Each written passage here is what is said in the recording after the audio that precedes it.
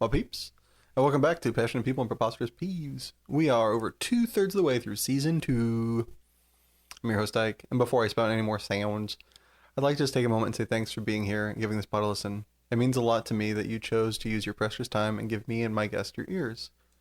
Now, if you still have the bandwidth after you've enjoyed this episode, please share this with someone who you think would like it. Or just subscribe yourself if you already haven't. That'd mean a lot.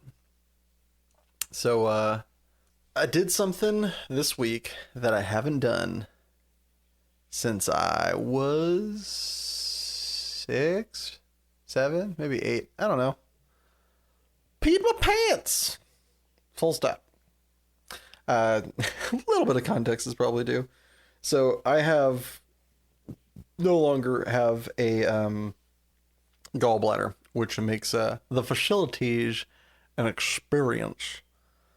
Meaning that the rush to the head gets rather expedited. So on this particular day, I had left work, used the restroom before leaving work. So I'm a responsible adult. Get in the car, and then I have to take my hour-long drive home. Finally get home, and where I have to park is blocks away from my apartment, and there is not a business with a restroom for as far, if not farther. Which led to a very funny jig, not on St. Patty's Day, sadly. That would have been extra hilarious. But as I tried to run, jump, hula hoop all the way home and came up short. It was a little embarrassing, not gonna lie. It wasn't like, I'm into this. It was like, oh, fucking gosh, I can't believe this. How old am I really? Jesus, oh my goodness, what the hell's wrong with me? And then I realized afterwards, it was like, I'm walking in smelly, wet pants. Yep, that's it. That's all it was. I was like, oh. Which made me realize, why the fuck are we... I don't know about you guys out there, or gals, or non-binary pals, but when I'm driving home and I need to pee, I'm going to floor it. Previous to this experience, I would floor it. I would risk life, limb of me and anybody else on the road, but now having experienced this, it's like, why? It's mildly embarrassing. Obviously, if you know you're going to do it, pull over and piss yourself and don't get your car gross. But, like, moral of the story, just piss yourself. It's fine. So, following up that cool guy story, this is going to be a bit brief, most likely, because I am doing this at the wire. This whole entire weekend I've been playing Magic nonstop. I ended up doing very, very well, top 8ing multiple challenges and playing playtesting with a friend and going and playing a little pickup game at a store and doing very, very well. I think my combined record sans playtesting, where I didn't keep count, was 6-2, 7-3 plus that, so 17-5 or something outstanding. Very strong win percentage, and very proud of it, and had a great weekend. It was very fortuitous and very financially validating and helpful. But has left me with little time because I forgot that I need to do my chores before I have my dessert. And I need to be treating Magic as much as I am putting time behind it, like my dessert. So luckily, this rental program that I have put money into has been paying mad dividends. So that's good. However, need to remember to pay my life dividends first. Although I did get many things on my bucket list of shit to do this week done, thankfully. Speaking of things that need to get done and are nearly done, we now have a TikTok. Woo! Every week we'll be doing our best to upload a couple days before, or if not more so, a little snippet of the upcoming episode with some awesome animations from my boy and editor, Richard Ashford.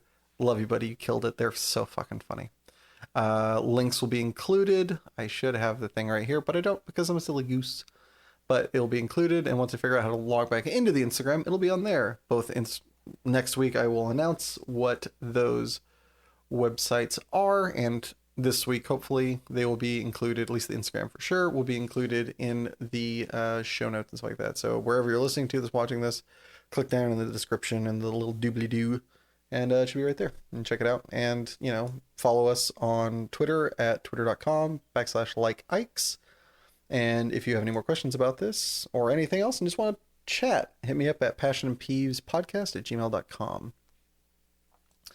This week we have a great friend of mine, EJ. EJ is a friend that I've known probably since like 2014.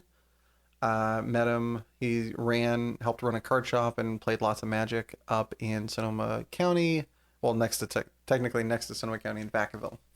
Runs one of my favorite shops over there. Love him to death, and very much doing the Lord's work by keeping that shop up and running. And for all those nerds over there that, they want to game with their boys.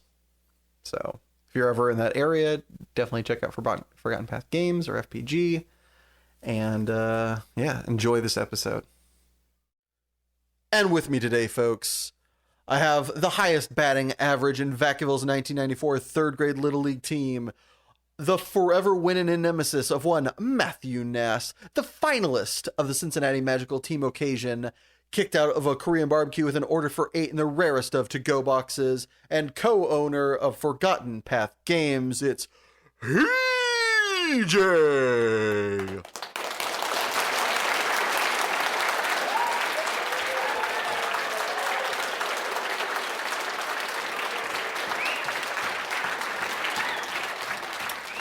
Thank you very much. Pleasure to be here. You're darn rootin' tootin' it is. But before we get all fat and shashy on our haunches, I gotta know, what's your favorite movie line to quote for no particular reason at all? 37 dicks. For those that aren't in the know, I believe that is from Clerks. Yes, it is. I think the follow-up line is, like, at one time? Yep. Nailed it. In the parking lot?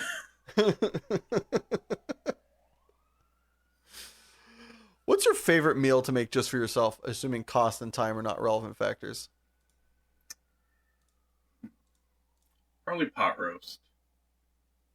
Yeah? What goes into the EJ pot roast?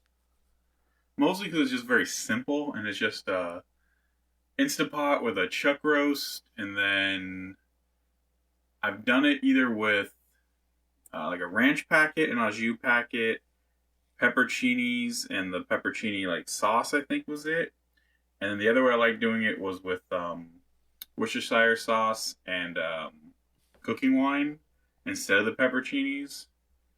And mostly just because it's one of those things you just throw a giant piece of meat, a little bit of like liquid and seasonings in, and then just let it go, and it comes And then out take a nap. perfect. Yeah. I seem to have found my bed. I shall awaken when my meal is ready. It's like having a servant that you don't have to pay. It's great. Exactly. I do not cook much, but if I do cook, I try to Instapot or something that just takes it, that extra simple step. I don't cook much, but when I do, I barely cook at all. EJ Drew. Exactly.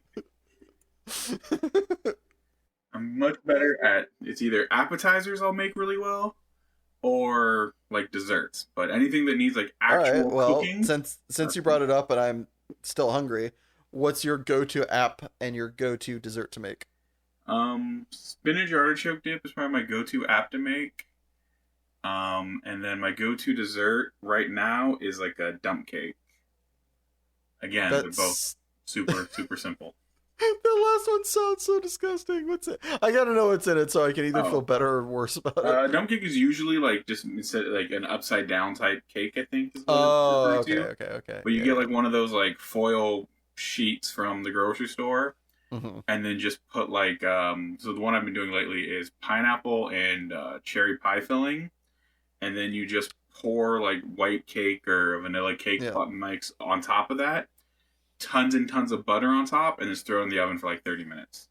And then when it comes out, you flip it upside down. Served, right? Yeah. I think that's odd that you mentioned that one, because I believe that's the same one that my dad used to make for like Christmas after Christmas, for like big like church gatherings, because I think that was like something his mom made. I believe they called it pineapple upside down cake. Yeah, like I just very inventive with the name. Saw like a TikTok or an Instagram reel or something, and I was like, oh, that was like 3 steps, and I made it this Christmas because of it. I can do that. Anytime there's like 3 steps or 3 ingredients, I'm usually like, I can do that. People will think I know what I'm doing. Let's try it. Looks at hand that that had a shop accident and goes, I have that many fingers. We can do this. For the record, EJ has all his fingers. Last I checked. So Yes, I do. Very, very much a stupid joke. Well, while we're kind of on in the milieu, what poor man luxury do you still enjoy to this day? Let's see. I'm thinking maybe I still do Dr. Thunder over Dr. Pepper a lot. Just that Walmart brand Dr. Pepper. I'm not thinking many others. I'm sure there are plenty. I mean, I've been driving with one headlight now for almost a month. Not as much a poor man luxury as it's just too lazy to go get it replaced. Don't want to take the time to do it. Only think about it when it's nighttime and every place is closed. Ah, man, I forgot to do that again. Guess it'll happen tomorrow. Ah, man, I forgot to do that again. Have you been stopped by a cop yet where they're just like, once, buddy? Yeah, and I said, like, by the time I get pulled by a cop, I'm gonna have to go do it. And then he didn't even fix the ticket. He just was like, your headlight's out. I was like, oh, okay, my bad. I'll get it taken care of. He's like, all right, do that. And that was like 2 weeks ago, 3 weeks ago, and I still haven't done it. That's hilarious. That's... I won't mind. I really hope if you get pulled over, hopefully you finish it, you fix it beforehand. But I really hope if you get pulled over, it's the same cop. And you're just like, I've just been busy. He's like, dude, it's been like a month and a half since I've seen you. Like, been a busy month and a half. I don't know what to tell you.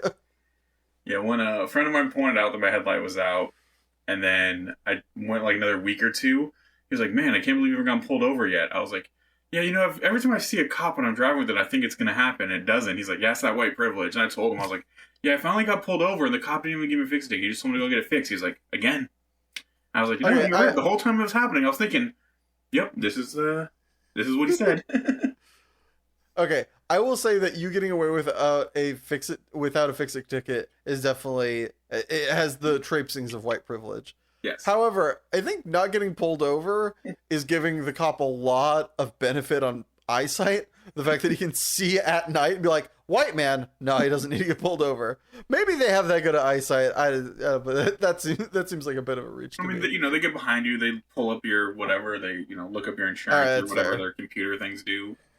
I just assume. That's weird if they look it up and then they're like, I was gonna pull him over, but now that I've done all this work, I'm not gonna pull him over. I respect. It's not okay, but I do respect the amount of effort that goes into that racism. That's fantastic. It's just how I assume they all work.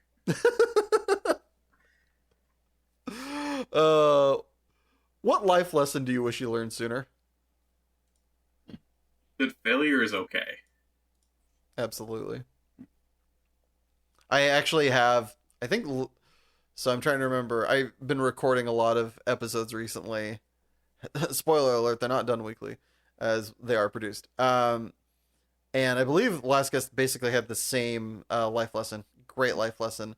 And I failed to mention then, but I feel obligated to mention now. At my work, I literally put up a poster of one of my favorite shows and one of my favorite quotes, which is Jake from Adventure Time telling Finn, dude, sucking at something is the first step to being sort of good at something. It's just like, yeah, failure. It's the way we succeed as a society is we suck at something and we get lessons from somebody else, or we, strive through sucking. Yeah, like in the 2010-ish era, I think, maybe I don't remember the exact time, but I stopped playing Magic around, I want to say, the Darksteel, World Wake era. Mm-hmm. And sometime between then and New Phyrexia, I was playing a lot of L5R instead. And I remember thinking, like, man, I really suck at this game. Like, I just lose our weeklies every week. Mm-hmm. And then I went to what they called a Kotai, their version of a PTQ. And I top 16 and realized 3 people in my locals all top 8'd and went, oh, no. I'm just playing as really good players.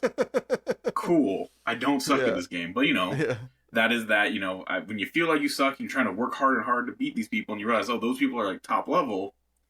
That's how you get better. Also that. That's another good one, is like the best way to succeed is to like to not necessarily win, but to play against people who are, in this case, gaming. It's to play against people who are better than you, not be winning. So just because you're not winning doesn't mean you're not good. Right. It doesn't mean you're not learning too. That's what I try to explain Also, to you, too. Like, you might get random things where you win F&M and you spike something, but it's like, it doesn't mean you're any better than you were the week you lost. It just, you know, you have to be able to learn from each of those times. Who's someone you've never met, alive or dead, that you'd like to have lunch with? I'm going to have two different thoughts on this, or two different directions. Either Kevin Smith, as one of my favorite writers and comedians for movies right now, and Machiavelli, because I just think that'd be crazy. As far as the person who wrote the book on, you know, war tactics and political strategy. Yeah, that'd be pretty wild. Have you read any of Machiavelli's work? Yeah, I read The Prince when I was early high school, I think. Probably What'd you think before of it? my actual conception was good enough for it. What was your takeaway? Was it worth a read? Yeah, definitely. Or was high school EJ like meh? No, high school EJ wanted to understand why it's better to, you know, be feared than loved, or loved than feared, and the differences then, and like, you know, the idea of no two wars on one or, you know, don't do two wars at one front, and how to use subterfuge for attacking, and all the basics of, like, I think I read both Art of War and The Prince very, like, sophomore, junior year, very young, because, like, something about my civics class at the time made me think these are really cool to, like, learn the, like, mind tricks to do these kind of things, but didn't understand how they're really affecting the world overall, or how to, like, implement them. Are there any that you've taken away that you've used outside of gaming, obviously, where, I mean, that is basically war on a micro and more moralistic scale, so to speak. But is there any that you've used in your, like, daily life? Probably there. I'm trying to remember what the wording is for it, but basically just the, like, the best way to lie about something, or to not, if you have something you don't want anyone to know, be as honest as you can about everything else. Because if you're being 100% honest about all these things most people in your life would take, like, why would he volunteer all this information? They're not going to ask you the questions about whatever it is you're trying to hide.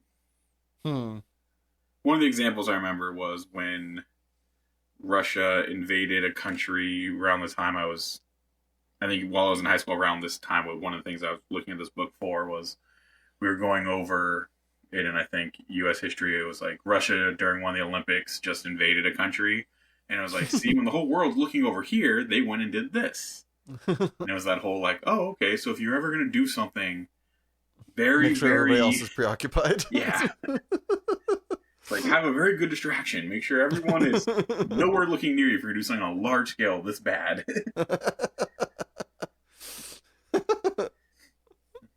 Well, do you have any other life hacks you'd like to share with the class? Life hacks. Hire people that are smarter than you. Fact. You don't have to reinvent wheels if you have somebody else who can do it better.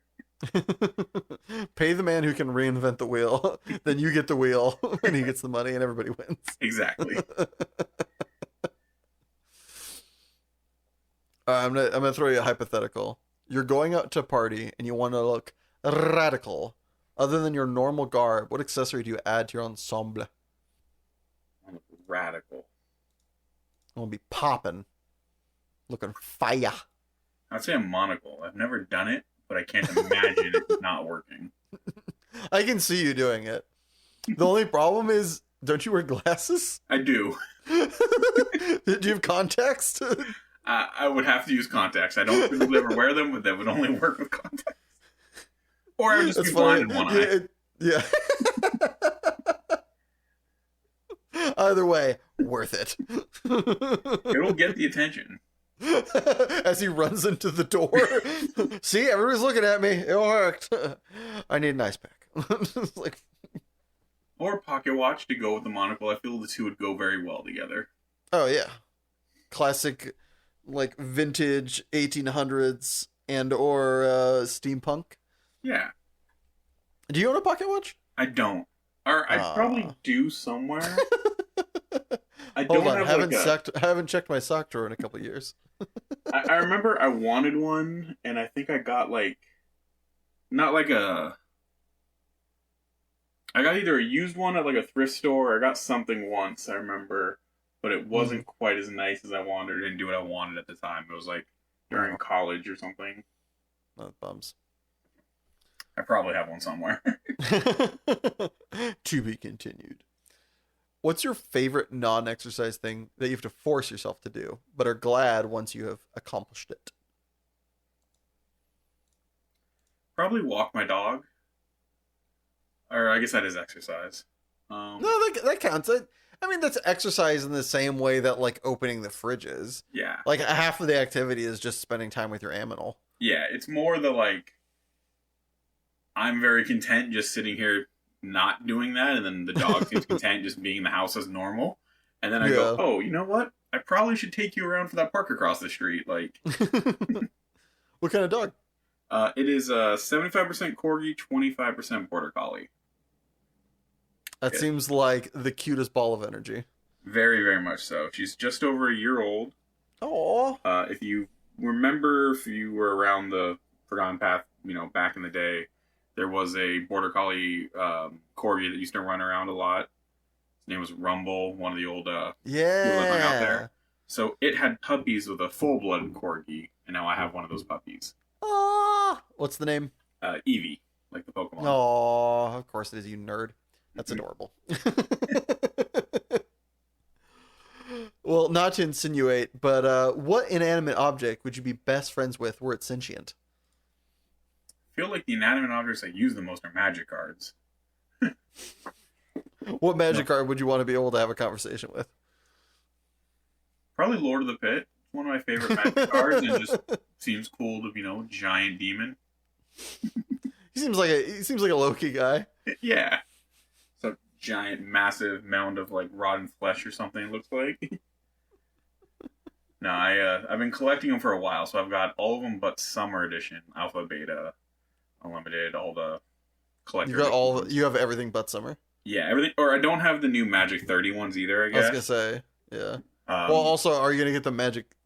So for those of like, while we go, before we go to Inside Baseball here, Magic the Gathering has been made since 1993. The farther back you go in editions, generally speaking, are more expensive. So Alpha and Beta are obviously the first and second editions that ever came out, and are considerably expensive. However, what edition is Summer? Because Summer is a misprinted edition. Yeah, Summer was supposed to be, I believe, revised. Might have been 4th edition, but it was supposed to be the European, because Europe got it later. So some of their editions are off on what ours were. So I believe it was in 94. So I think it was revised, even though revised was 94. So I believe Summer was supposed to be the in-between of revised and 4th or revised. Okay. And there was so many printing errors, there were so many errors in it that they recalled it, but by the time they recalled it, some of it was just out. Yep. And brief Google search, Summer Magic, Lord of the Pit. I want to say it was like 20 grand last I looked. Trying to find it doesn't make a good it doesn't make a good Google. Yeah. Oh, wait, hold on. So we've got there are no listings on the biggest selling website. What's the other one? Okay. So yeah, very, very difficult find, a rarity in and of itself. And then the new ones would you get just like how expensive are the new, have you looked into how expensive the new ones are? I haven't, because there just hasn't been enough for sale for there to be a real marketplace. Like I want to say the average rare from the set's going for like around 100 or something, even if it's like, what normally would be like a 50-cent version from revised or something. just because there's so few open so far on the Magic 30s. But yeah, now there's the normal printing, or there's the modern board and printing and the retro, and I think there's a foil in both or something in the set. Something unreal. Yeah, so there's 4 new ones out there I need to still track down and haven't bothered with yet. Right on. That's so awesome. Yeah, I have a friend and a past guest of the podcast, Dan Silver, does the exact same, and it is in basically the same boat as you are with Dragon Whelps, which is kind of funny. Doesn't have summer, doesn't have the new stuff, has I think everything else, or damn near everything else. So, yeah, it's one of those like early rares I remember getting from like one of my first booster packs. Early rare, picture was awesome. You know, when did you start collecting them? So I bought my first packs during Revised, but I didn't know anything about the game. It was me, my friend Joe, and our friend Corey. Our friend Corey's older brother was playing around then. So we were like buying X-Men trading cards back then. And then we're just like, oh, okay, if he's buying these, we'll buy these too, because he's the older one. We're probably in 1st or 2nd grade, and he's in like 5th grade, so he's cool. We'll just buy what he's buying.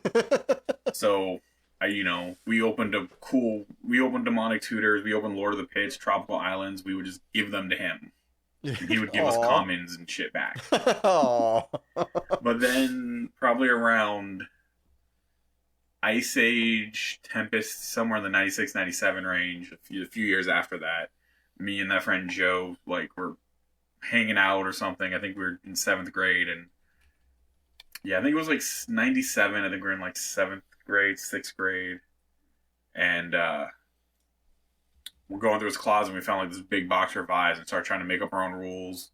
Went down to the comic store, kind of learned a little bit more, and that's like when we got back into like really collecting, knowing what we're doing. And probably Urza Saga is when I walked into my first tournament, got slapped, and told no, this ain't build a real deck, and played my first like real. Wasn't playing, everything in my deck cost 6 and have all these lands and get there forever. I was like, oh no, you need to have a 1-drop, a 2-drop, a 3-drop. This is a curve. This is removal. And like actually learned what I was doing. That's awesome. And so you started collecting Lord of the Pit. When did you start just being like, you know what, this is my boy? I think it was around like that 90. It was around the Tempest era when I was like, I remember this card was really cool. It was like the biggest thing, a 7/7 flying trample from back then. I think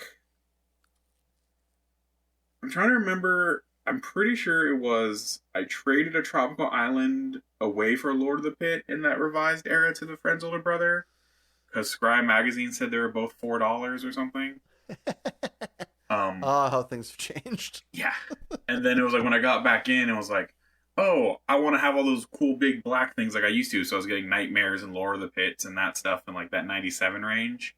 And then probably later when I kind of realized what everything was, and I was already had a few from the memory, was like, I'm gonna go get all of these. I'm gonna commit to this. And that was like sometime in the 2000s. So wow, so like close to 20 years you've been doing that. Yeah. Sweet. Love it. That's so cool. It was probably more in the like recent 2010 or so where I like was like, I'm gonna go get my alpha, I'm gonna go get my beta, I'm gonna like do this. But I always was just like, I'll get the revised ones, I'll have a play set, and I'll, make sure I always have something. If you wanted to see that part of your life turned into a movie, who would you want, or who do you think would be the best version or the best actor to play you? If we have the EJ, Lord of the Pit Searcher story, who plays EJ? Alive or dead? Alive or dead? Pick him. I think Chris Farley would probably do good. Aw, yeah, he would. I could see. Although it'd be interesting seeing him doing something like super, like if he ever had to if there was like ever a tense moment, like trying to trade for something or track down like a Lord of the Pit, just like seeing Chris Farley. Not that he couldn't do it, but it'd be so cool to see him do something like super serious and sentimental. Like John Belushi would be my like number 2 thought there, but like I think Chris Farley. Chris Farley would give off more of the like neurotic energy. Sure. Well, speaking of neuroses, I don't know how this connects, but if you were a condiment, which do you think you'd be? Mustard. Yeah? Is regular old French's yellow mustard? Yeah, I think so. I think it's the kind that I've used the most. Has a very distinct, flavor. I didn't It see does me have being that. ketchup. Where do you fit as a... So I don't know why this is coming to my brain, but does ketchup belong on a hot dog, or is it mustard and mustard only? I don't use ketchup on hot dogs very often. I do occasionally. I think it belongs there. I just don't choose to use it. All right, all right. It's a I'm a solid, mustard and respectable, relish inclusive typically. answer. I will Yeah. go just mustard and there's no relish. But like every now and then I'll do a little bit of ketchup and then a lot of mustard. Don't want him to be not included, but can't have him starring in the film. Exactly. Well, if perchance you were given a hot dog and they were out of mustard, but you were at a church function, so you couldn't swear, what non-traditional curse word would you use in such an instance? Non-traditional. I almost want to say fuck is like non-traditional at this point, but probably that's nice. That's my favorite. Like when an old like Southern woman is doing that. Oh, that's nice. That's nice. Especially when they give it the zhuzh to it. They're like, that's nice. Or nice. Yeah. I get that one a lot from a couple friends of mine. I'll do something untoward. They're like, nice. I'm like, yeah, okay. I get the message. You think I'm a piece of crap. Got it. Thank you. Just when you don't want to, you can't say it. You're just, nice old lady. You just want to respond back to her something rude, or the Karen's like, yeah, that's nice. She knows what you mean. That's her go-to. Hand them back their own humble pie. Is there a job at some point in your life that you wanted to pursue, but are very glad you didn't get the job or follow too far down that path?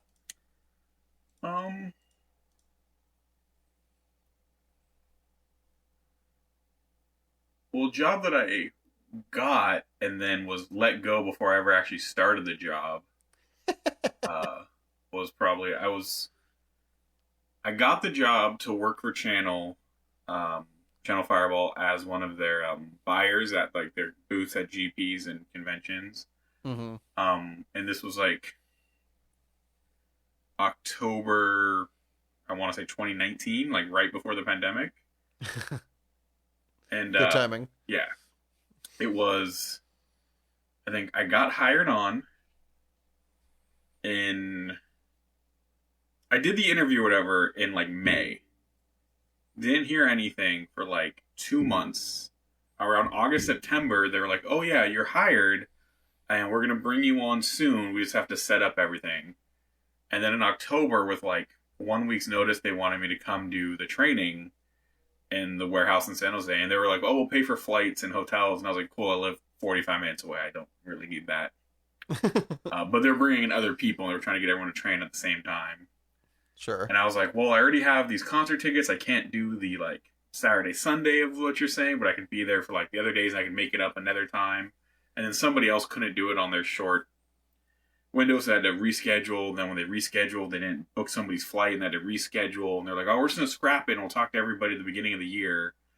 And then like right at the end of December, they would just let me know, like I'd already filled out all my paperwork. I was already like on their were you gonna be working them for just like big events, or were you gonna be working with them on like a regular basis? It was supposed to be Grand Prix, which they were doing at the time 2 a month, if not 3 a month. All right, so that would have been a full-time gig? Yeah. Okay. It was gonna be. It was like I think they were scheduled to have it be every weekend, and I was supposed to be on like team. They already had their one team, I guess, set up, and they were planning on having a second team brought on so they could do multiple events. Like if there was Gen Con and a Grand Prix happening at the same time, one could be at the convention, one could be at the Grand Prix. Some people would go to Europe on their like their A team, and then like I probably on the B team, staying in the U.S. But they were like setting it up, to do big things. And then I guess at some time between the beginning of 2019 and the end of 2019, where they saw this huge influx in the first 6 months, they saw a decline. So they realized that they didn't need us and they were going to let us go. And it just wasn't economically to bring on a second team. So I got fired before I ever technically worked for them. I'd been on their payroll without being paid, or I'd been in their system, is what I'm looking for about 3 months and never did anything. That's hilarious. Then got fired, and then, 3 months later, the world shut down. So I was like, oh, it would have happened anyways. That's hilarious. Yeah. So to backtrack a little bit and fill in the people that aren't in the know, back in the day, they used to have these things for Magic the Gathering called Grand Prix, wherein 1,000 or so sweaty nerds would show up, play a tournament over 2 to 3 days. All the while, there would be any number between like 6 to like 24 vendors at the hall selling singles.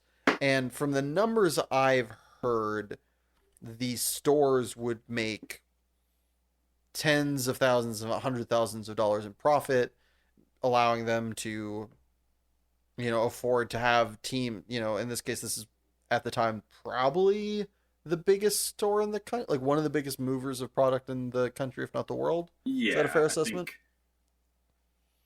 Star City always tied between the two, one, right? And Channel seemed like number 2, but yeah, that's living on the West Coast. You're close to them, so I'm sure there are places like Card Kingdom is probably one of the biggest now, but I think at the time Channel seemed bigger. Agree. But I don't know. Yeah. The exact. It's hard to say where your perspective is versus what was reality. Yeah. So they would, go out, bring out a team of, somewhere between 4 to 8 people, have them running a booth, selling cards as long as the hall was open, and making truck tons of money. Yeah. And then, but even before, like, Magic started to slow down a little bit, but then also the pandemic happened. So those things are no longer for a couple different reasons. But, yeah. And that worked out really well in my favor, where, like, it was right around the time where I'd applied for this in May, and I didn't really hear anything back. And then where the store that I'm now 50% owner in, when the store first started in, like, 2012, I had a 25% stake in. Due to some conflicts we had after that first year, I opted to sell my percentage out.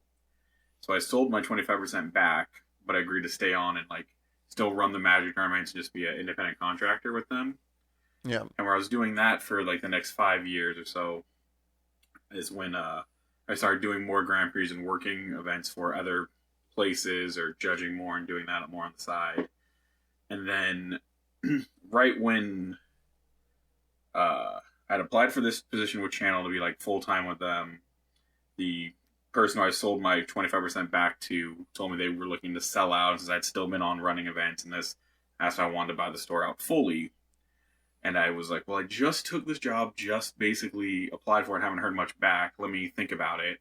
Was told, oh yeah, we're going to bring you on. And I was like, well, I could use working for them on the weekends, every other weekend, going that, making that full-time money from them. Because it was going to be 4 to 60 hours over the span of 3 days is basically how they were planning to do it. It was like, you'd fly out on Thursday, you'd be getting paid the whole time you're traveling.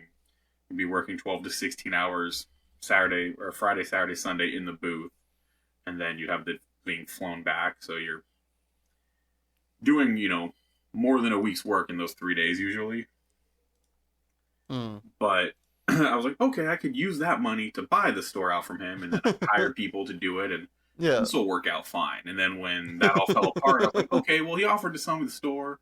We were working on the details, figured we'd, around January, we'd figure it all out. So then I was like, okay, this fell through, I'll do this.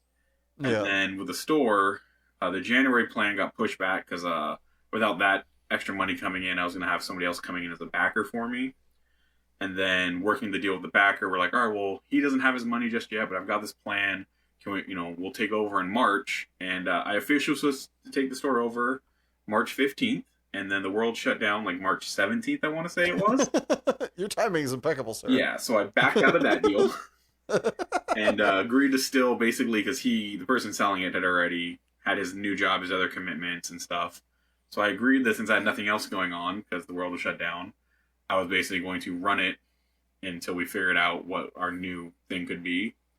And then after running it for about the year of the pandemic, we just kind of came to a new deal where his brother, who was the other owner at the time I was buying out, stayed on, I stayed on, and we worked out our new deal. So it was like, it all worked out, in the end. But it was just a crazy series of timings there. Oh.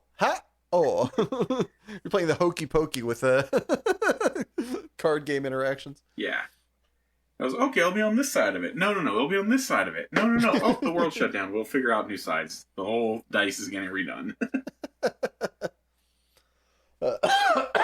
Pardon me. All right. First concert, best concert.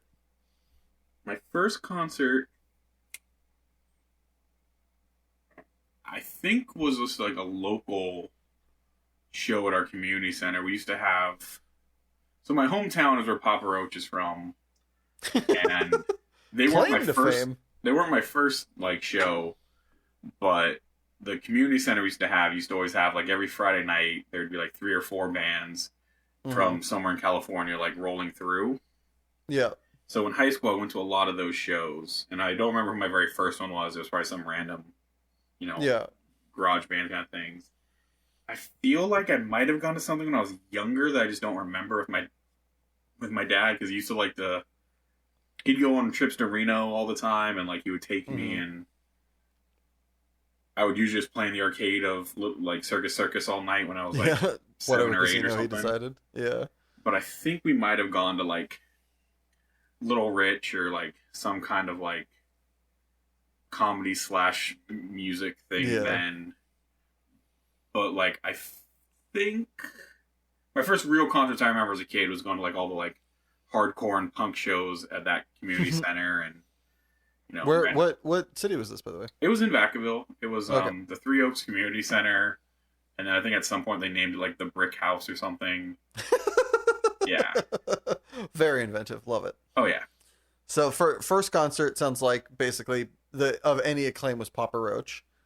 Yeah, they were definitely one of the bands back then. It was my freshman year of high school is when the I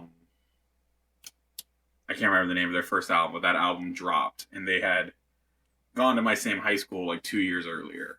So that music video, Cut My Life into Pieces, my entire senior class when I was a freshman was in that music video. I'll watch that now and be like, she was in my metal shop class, and he was in auto shop, and I had art with that guy. That's awesome. Yeah. All right, so now best concert. I think I saw Rammstein in Oakland at the Oracle of 2017 or so, and that's probably one of the most insane live performances I've ever seen. Just the amount of fire and just theatrics and everything. They had giant metal wings with flamethrowers on them, and sick. They had a guy in a boat rowing across the crowd. I thought you were going to end the sentence there. They had a guy in a boat, and he's just on stage in a little dinghy. He's like, hey! No, they pulled one of those inflatable life preserver rafts up and inflated it, and then threw the guy out, and he was just rowing a boat of like that across the crowd. That's cool. I think one of the best shows I ever went to was this band called Creep Show, a small rockabilly band out of Canada, and they played in Oakland. I can't remember the name of the venue. Small club in Oakland. I've been to a few times for things, but I thought this was gonna be 100 people, a normal size small club show, and there was maybe 20 or 30 people there. Oh wow!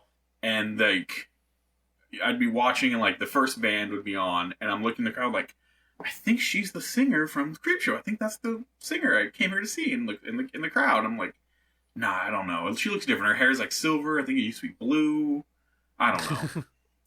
And then the next band's on, you're like, that was the person who was just on stage. And every band was just in the crowd when they weren't on, it seemed because they had nothing else to do because there were so few people.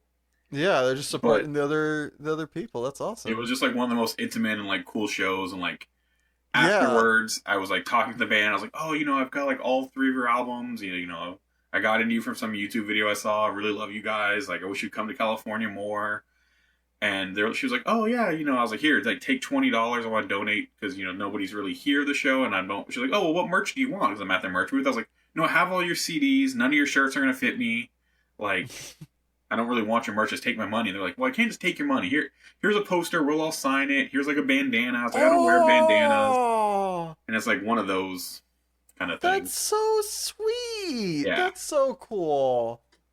That's a wild experience to be like the only non-band member in a show. That's so insane. Yeah, it's like 20 people. It's like everybody. I was like, I know the band is small, and like I know they're a big thing kind of in Canada, or a bigger thing in Canada. Yeah. But like it was crazy, and like I remember making a comment to them. They're like, "Yeah, just our promoter sucked for the show. Like we'll have to talk to him." But like, no shit. They're like, "Yeah, crap. we're playing in Modesto. Couple days." Like I would totally come out to that, but after work. Like I hope you get more people. Yeah, that's so sweet though to not like. I mean, in the same so band. Awesome, like just I like not take the money before a show. The second time I saw them, they were playing at Slim's in San Francisco, which had more people because they were an opener, not a headliner on that one. But like I messaged them, I was like, "Hey, I'm at your show. Last time I was there, your sizes only went to like XL, and I'm like a 5X." And like, "Oh, we'll make one and put it in the back of the truck for you." And they had a 5X ready for me. Aw. All right. It doesn't sound like I'm a band I'm going to be interested in, but I'm now going to have to listen to an album of Creepshow. You guys rock. That is the sweetest thing. To like make a shirt just for you and your size, and to like do the and be so positive too. Like it unless you're like sugarcoating it, to be so positive in what has to be a nightmare scenario, sans like being chased with pitchforks or being accosted. No, they were very like, positive the whole thing. Nobody. Like it was very like they invited me and my other friends. Like it was me and two people that went to that show, and they were like, "We're gonna find a bar after this. Do you want to come get drinks?" And I was like, my friend had to work at 4 a.m, and it was like 2 a.m. Or it wasn't that bad. I think he had to work in like 4 hours or something. He said it was like currently almost 2 a.m. and he had to be at work at 6. He was like, "No, I'm gonna go home, sleep for like 3 hours, and go to work." Yeah. I was like, "No, we can't stay out all night." So rad. All right, Creepshow, you've made your way into my heart. Hopefully, you can make your way into my eardrums. Yeah, but they're cool rockabilly band, like, that's and so they're very dope. punk and that like.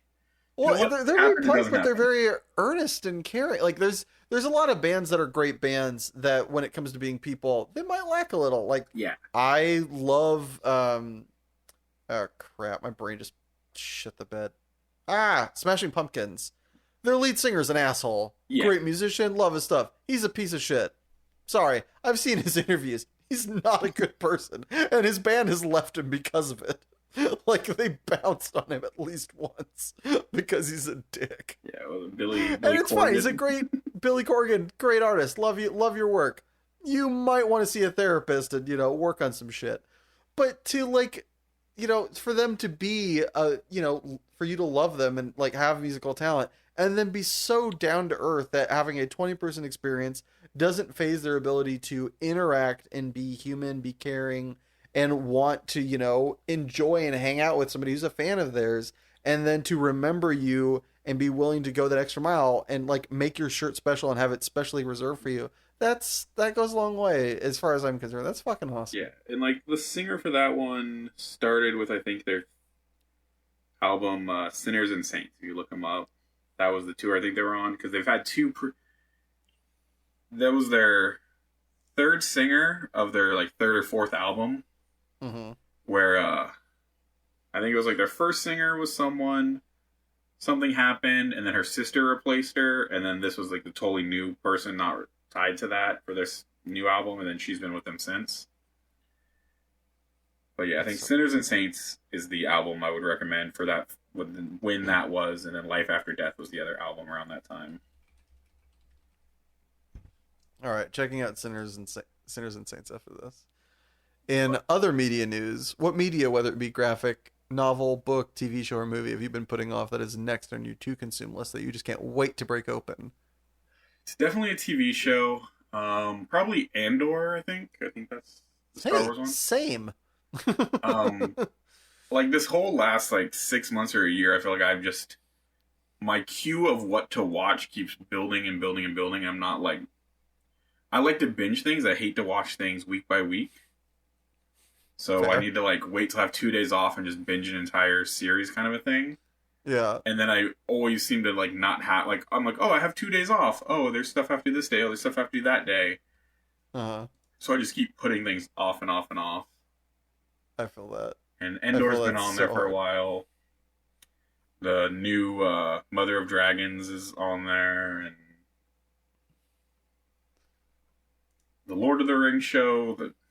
Uh, everything nerdy lately.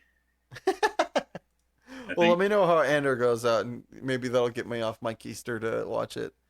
In the interim, before we throw it to commercial break, if you could have listeners of this podcast hear one song of your choosing, which would it be?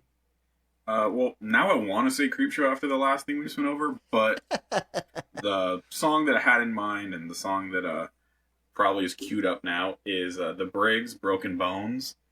It's just another similar genre of punk that's just a really good, like, uplifting side of it, I'd say.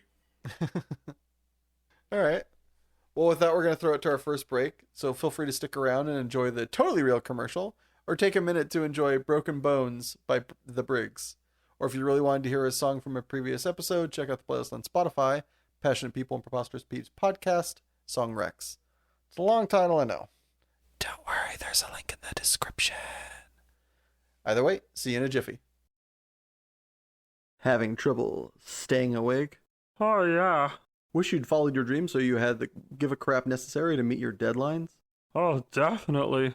Are you likely to be fired the second another warm body walks through that door and asks your boss for an application? Probably. Would you prefer to keep this shit sack of a job instead of explaining to Susan that you've been fired? I mean, I guess. Well, then let me introduce you to caffeine. Caffeine is a highly addictive substance that'll keep you jittery and energized to do any fucking stupid task for hours. That sounds like drugs. It is! Aren't drugs illegal? Not this one. So next time you feel like sitting on the sidewalk instead of at your desk, reach for a caffeine. Wait, you didn't tell me where I can buy it. 'Cause it's mother-loving everywhere, you blind Neanderthal. Welcome back, everybody. So, EJ, what's your passion? So my passion, as we've talked about Forgotten Path games a little bit, is probably owning a game store at this point. I think as most people's careers or jobs, eventually kind of consume what you do, it is basically fully consumed me. And that's all I do at this point is look at everything I look at now is just in some form of game store, I feel like. Went to play a Magic event at a bar over the weekend. A couple of guys ran a Team Trios in San Jose and rented out the Guild House, which was like this video game bar with these massive tables. And all I could think the whole time I was there is, how do I make this into a game store? They already have video games. How do we convert this more?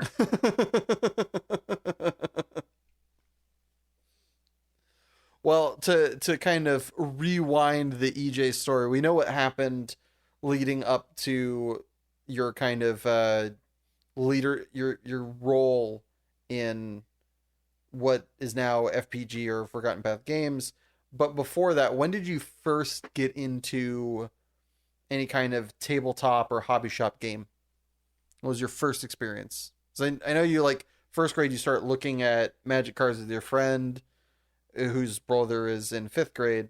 But when did you first go to like a hobby shop? So when I was like 5 or so, my best friend was very into like X-Men comics and that kind of stuff. Mm-hmm. He was like 2 years older than me. His mother was my babysitter.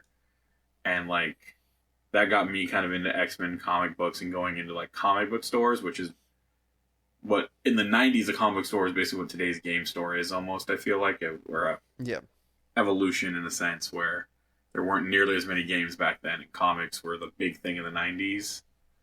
Yeah, boy. Like, so I started going to like local comic book shops and always hunting down comic shops whenever I was in a new town, visiting or doing something when I was a kid, looking for X-Men toys or comic books or other things. Mm-hmm. That's probably what got me into that genre or world more. So that when I got into Magic, I went, found out that like the comic store I used to go buy my X-Men toys at when I was 5 and 7 or so. Now that I was like 10 or 12, I was going back to that same comic book store looking for packs of Magic cards. All right, but brief aside, who's your favorite X-Man or X-Woman? Mr. Sinister was like one of my favorites when I was a kid, just because the toy looked so badass. A bad guy. Ew. Like Wolverine is like my like quintessential, probably like I was a kid, he was a badass. Like Yeah, it worked. same. But like Magneto and Mr. Sinister just looked so cool. That like the cards and the art they had with like just bad guys always looked cool. They did. And that's what I was looking for. The Marvel Universe definitely took a page out of Disney and making sure that their bad guys were winners, at least in the visual department. Yeah. All right, so you're going around, you get into Magic, you go back to the comic book shops. When do you first start?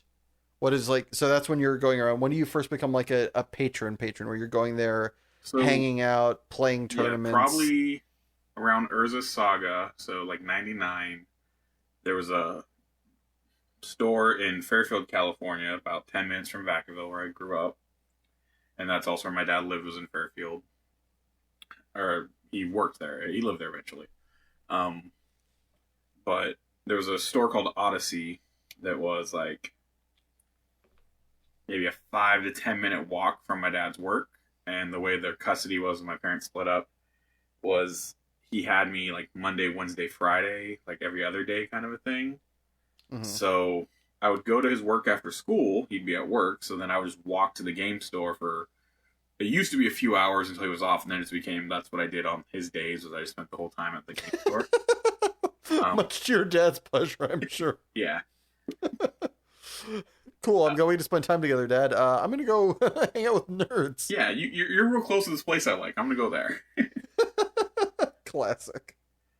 But yeah, so then I started going in there, like on average, like 3 days a week or so. Or probably I didn't go. I definitely was there it was Monday, Wednesday, Friday. So I definitely was doing Friday, like F&Ms and stuff at a certain point.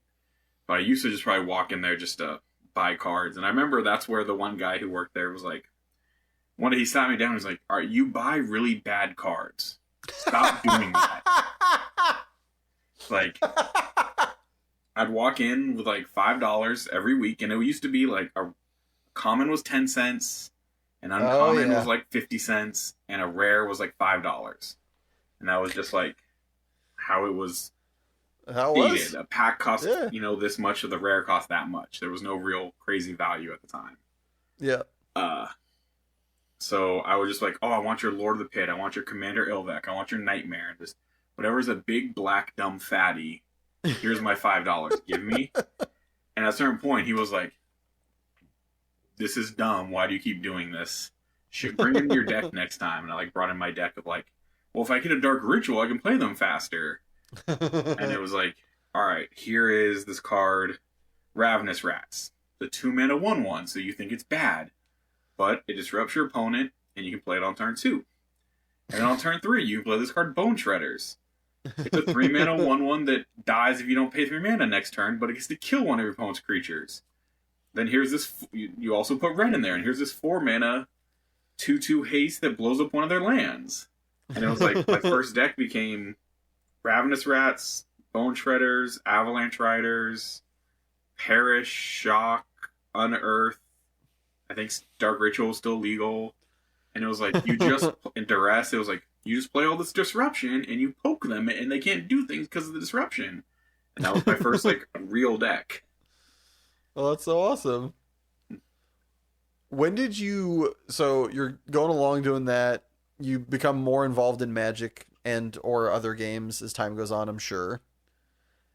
And when do you look at, was there ever a time that you kind of looked over and went, man, that must be cool, like running a game shop, or, I need a job, I like hanging out here. What was the first instance of interest in working or owning a shop? My first interest was, I remember there was later became a store when I was in high school that was closer. That store had closed due to issues they had at one point. And then there was a store, Gamers Keep, that opened in Vacaville that I'd go to when I was in like high school age-ish, I think, maybe just about graduating high school. Mm-hmm. And the owner there was going to go, I think he was military before he opened the store, and he wanted to go back into the reserves or something, so he was going to sell it to a friend of his. And that guy just kind of ran it into the ground over the course of a few months, and he was then looking to sell it or close it. And I remember thinking, like, I forget the number he said, I want to say it was like 10 grand or something, which at the time was a lot of money, but now isn't nearly that much for buying a store kind of a thing. Mm-hmm. But I remember thinking, like, oh, I could do what he's doing probably, because I was starting to, like, learn how to, like, buy things and flip them at the time. Yeah. And I remember going to my dad, who owned an auto shop, and I was like, hey, you know, I want to buy this business and this and this. And my dad was like, 10 grand, that's a lot of money. All right, what do you know about it? And I was like explaining all the gaming stuff. He's like, yeah, but what's the like profit? What's the cost? What's this? And I was like, I don't know any of that. I just play the games. And how hard can it be to lose money? Like, people buy games. You're how old? I was like 17 or 18, I think, at the time. Love it. Not even graduated high school. It's like, I can do this. Entrepreneurship? Whatever, man. I got this. Yeah, I was probably 18 or 19, I think. I was just out of high school. I think I had a job and was like, he's looking to sell it. He put out a number that seemed realistic to get. My dad just shot me down with a million questions, and I was like, all right, I don't know any of those. And then it closed. Crap, I forgot to study. Yeah. And then probably another, 5 to 7 years later from then, I'm hanging out at a different store a lot. And that's when I started really learning. Like, that's when my backpack dealer days kind of came out of like, all right, I'm just going to buy everyone stuff who wants to sell it at half the price and sell it, a little under whatever the internet's at the time. And for those of you that aren't in the in the know, backpacking is something that I guess still happens to this day. Not as much. But not as much. Yeah, it happened very much like that was very much a mid to late 2000s, early 2010s. I feel there was like this big boom when just everybody who had ambition and the internet. Yeah. Everybody was trying to like do the stock bro equivalent with nerd cards. Yeah, there was like this weird era with all their cards and trade at a it wasn't predatory, right? Like they're trading, they're not doing it like unfairly. They're not scalping or anything. Yeah, like that. I mean there was a but little they are of trading that going with on for sure at the time. But it wasn't like when I did, I don't feel like it was being predatory as much as it was like I think there was this era just looking where at the future, right? Like you know what cards are going to appreciate, you know what cards are going to you have like, an inkling. As a competitive player, it's like I know this is about to like be big. Like how can what was it? Siege Worm or the Armada Worm, I think. Armada Worm. Like right when Return of Ravnica came out, it was like Deathrite Shaman and Armada Worm. When Return of Ravnica came out, it was like these are super low right now compared to like the Jace and everything else was super high. And I was like, these cards are all-stars right now. Like, how can these not go up? Mm-hmm. They're just like, I think it was Grand Prix San Jose was that first one. It's just like buying everyone in the room. Because the worm was like 50 cents, and by the end of the week, I feel like it was $15. Oh, wow. And thus, the EJ was born. Yeah, and it was just like, that was right around the time that like, nobody... We were past the time of a Scry magazine, like using a magazine that came out, a month earlier that had a price in it. Like that was no longer the way of doing it. Yeah, but not everybody. Smartphones. Yeah, it was like right when iPhones and smartphones were picking up and everyone was starting to have them, but not everyone had them. And some people knew what TCG Player was, and some people didn't trust it, and some people used Star City, and you could, if Star City has it this, they're the highest, so we're going to pace it off of this other site. And it was like right around when that era was kind of picking up. And then if you got to be good friends with the vendors at a Grand Prix, like there was a point in time when it was like all I did was go to like, I think I was right when I was going to Sac State or starting up around then, and it was like I'd be playing Magic 6 days a week, going to like 4 or 5 different shops at the time. Yeah. And it's like... Were you how many of your classes were you going to? Most of them. Just not the morning ones or something. But it's like... all right, I'd play in Vacaville the 3 days a week, and then like when I'd be in Sacramento for classes on like Tuesday and Thursday, I'd go to Adventures or A1 on those days, and trade with as many people as you can in between then and building up your binder. Then you get to a Grand Prix, and it's like you just dump the binder to a vendor, and it's like you go to a Grand Prix once a month, once every 3 months, and it's like build this up into a couple $1,000 collection, cash it out. Use that money to build it back up, cash it out. And then that gave you the ability to play in like GPTs and locals and any deck you wanted because you had everything. Yeah. Were you like trending upward into like accumulating value, or was this just a like cycle that was just a complete circle with no upward mobility?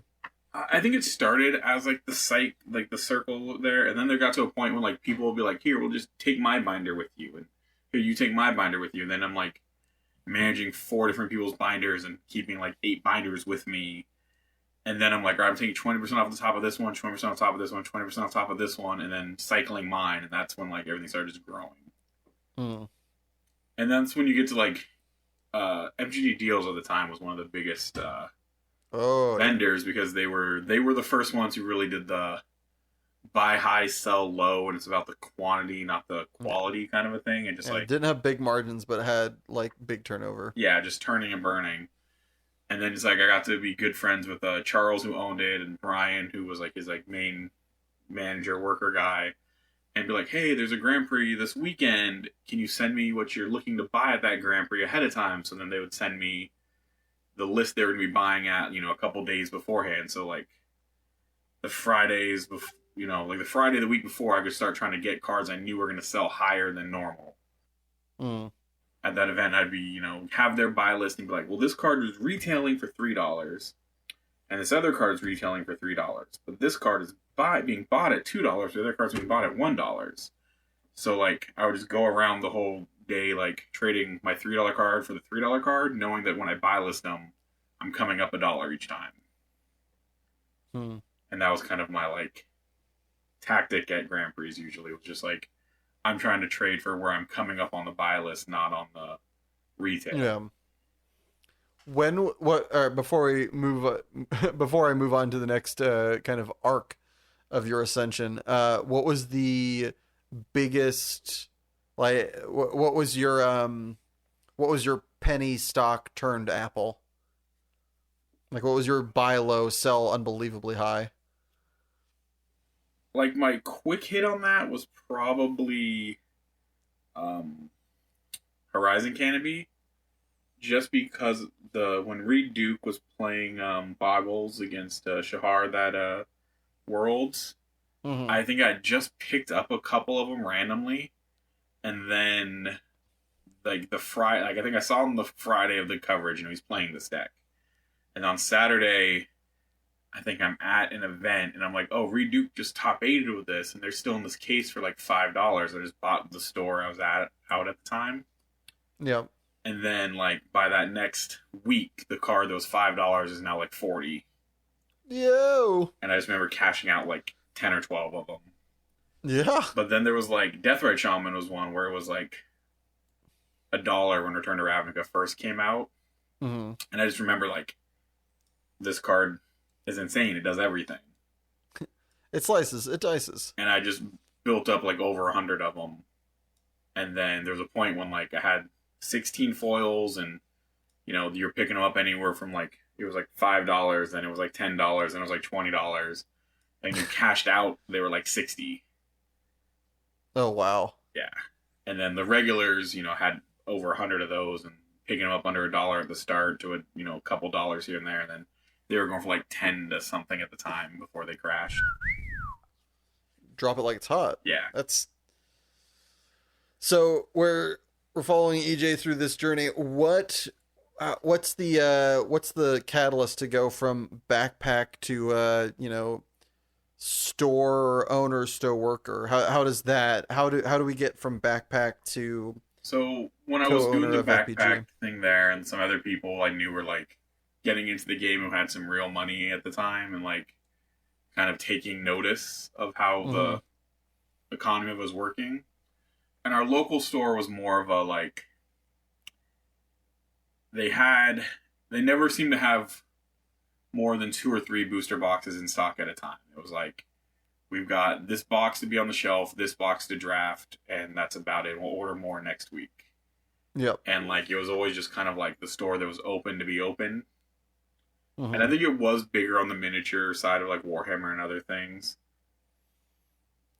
But when that store was closing,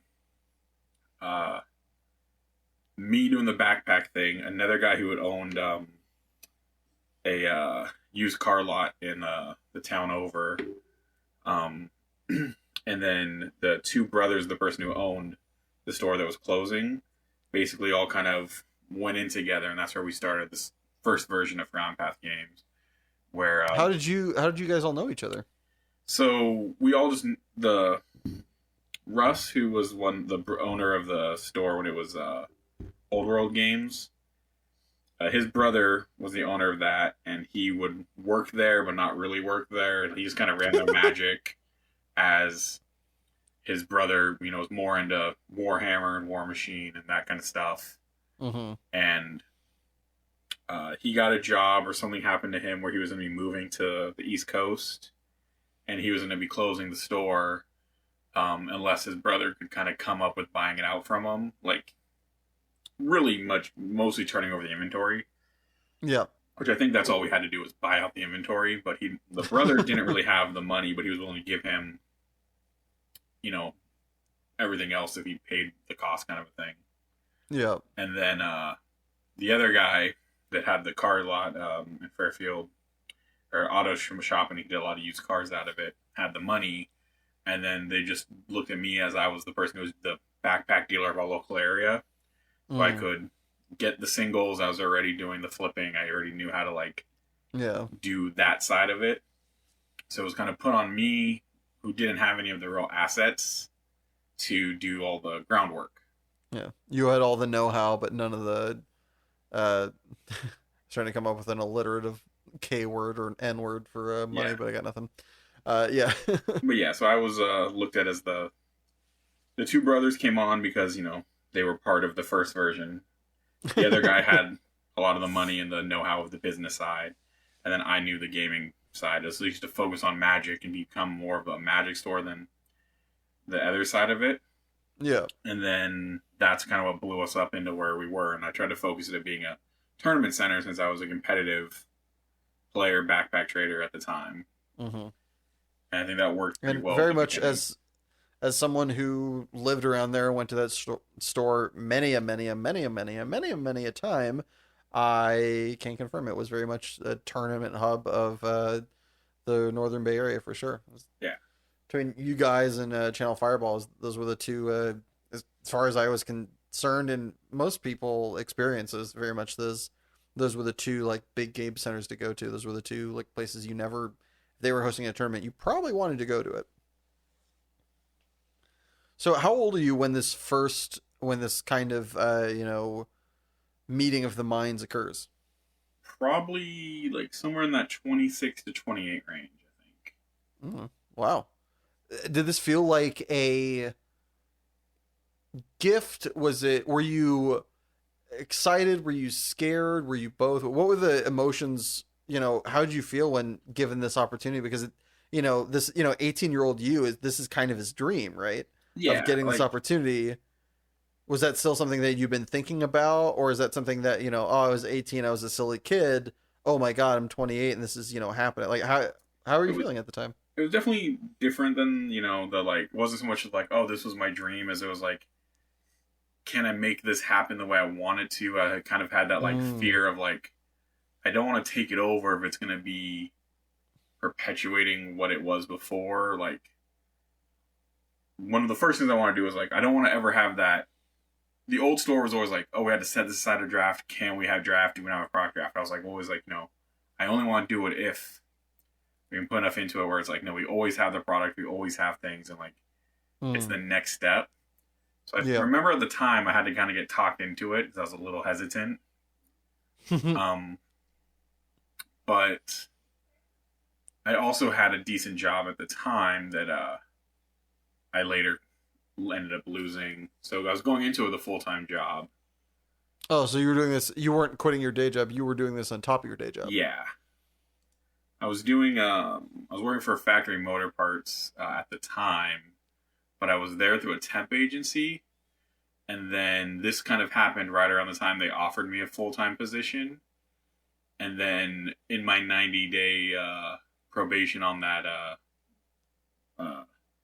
they're switching from the temp agency, even though I'd been there for over a year under the temp agency. I was still on 90-day probation when I switched to signing their contract. And then somebody slammed their brakes on in front of me when I was in the company's truck. So when I rear-ended them, that was an instant being let go. Even though, of all places, I feel like it's an auto place, right? Yeah. Isn't that like the best of place to get in an accident from? Because they could, we sold auto parts, and I was on my way to I was doing a sales rep position, and I was driving their truck to like go like to an auto shop about, you know, setting up an account kind of a thing. But because I was like 80 days into my 90-day probation, they were like, there's nothing we can do. Like, it's just part of the thing. He's like, I know this wasn't your fault. They slammed on their brakes. Like, but you rear-ended them, and this accident happened in the company car. It is a, like, auto thing. Like, you're just let go. Like, automatically, there's nothing we can do. Auto firing? Yeah. Oh, Lord have mercy. That is just ripe with coincidence. Holy cow. Yeah, so that was the...